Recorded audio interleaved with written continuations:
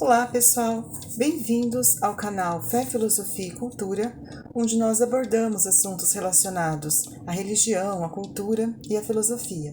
Meu nome é Caroline Zanardo e sejam todos bem-vindos.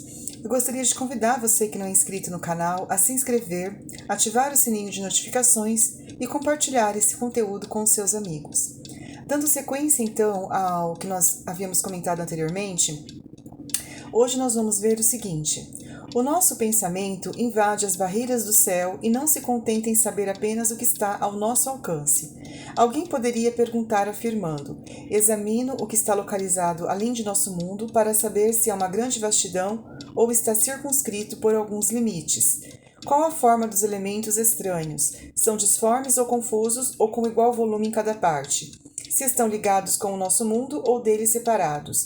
Se vagueiam pelo espaço, se é com elementos indivisíveis que se compõe tudo o que surgiu ou surgirá, ou ainda se a matéria de tudo isso é espessa e móvel ao mesmo tempo.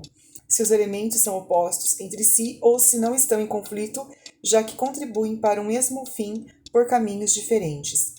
Então, na verdade, às vezes a gente não se contenta, com as coisas que nós vemos. A gente quer saber coisas que às vezes não estão ao nosso alcance, coisas diferentes, coisas às vezes estranhas, e tudo isso faz com que nós, muitas vezes, queiramos viver uma vida diferente da que a gente viva, né?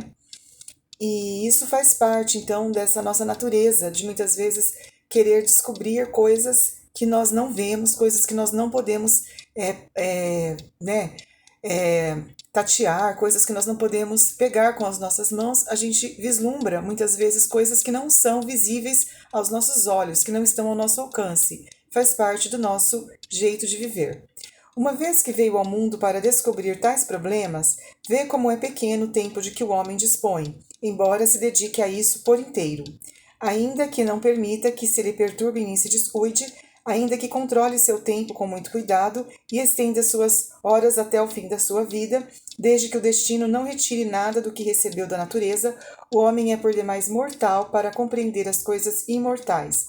Então, na verdade, o homem, ele por mais que ele queira, entender as coisas imortais, as coisas sobrenaturais, ele é muito mortal para tentar entender isso, né? O tempo é muito pequeno, né?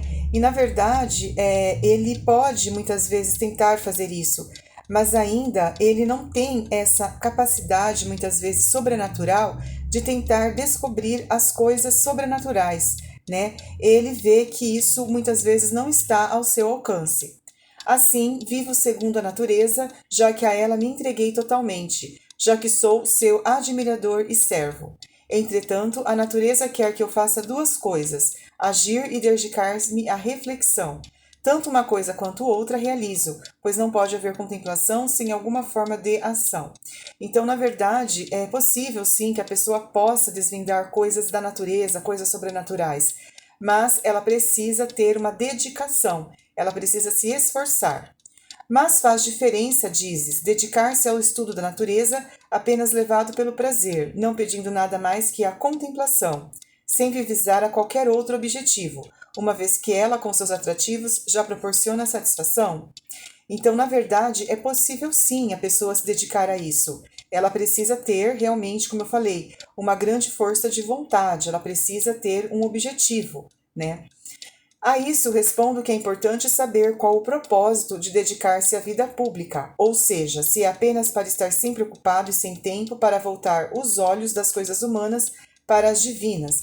Então, a pessoa que se dedica a uma vida social, alguma coisa assim, ela muitas vezes está dedicada às coisas humanas, né? Ela não está dedicada às coisas sobrenaturais, às coisas divinas, né? E precisa ter um propósito, né? A pessoa que vai se dedicar às coisas humanas, às coisas públicas, ela precisa ter um propósito. Ela não pode fazer aquilo ali simplesmente por uma coisa, uma obrigação, né? Da mesma forma que desejas as coisas sem o mínimo apreço pelas virtudes, sem cultivar o espírito, agindo de forma injusta através de atos não dignos de aprovação, já que todos os elementos devem estar ligados. Assim, uma virtude, distanciada da vida retirada, é um bem imperfeito e doente, uma vez que inativa não demonstra nenhuma aprendizagem. Então, a pessoa que vive nessa condição humana, às vezes ela não consegue viver de uma maneira justa, ela não consegue viver de uma maneira digna, ela vive de uma maneira humana, ela não vive de uma maneira divina. E isso realmente mostra que não é legal ela viver uma vida muitas vezes humana e achando que ela estará sendo virtuosa. É muito difícil a pessoa que vive uma vida humana, mundana, ela ter uma vida virtuosa. Infelizmente isso é muito difícil. Por quê? Porque o mundo ele é muito injusto. O mundo não é justo e é muito difícil a pessoa que quer ser virtuosa viver uma vida mundana. É algo que é praticamente incompatível. Bom, pessoal, no próximo vídeo nós vamos continuar esse assunto relacionado à tranquilidade da alma do Sêneca. Eu gostaria que vocês continuassem assistindo conosco esse vídeo. Muito obrigada e até mais. Tchau, tchau.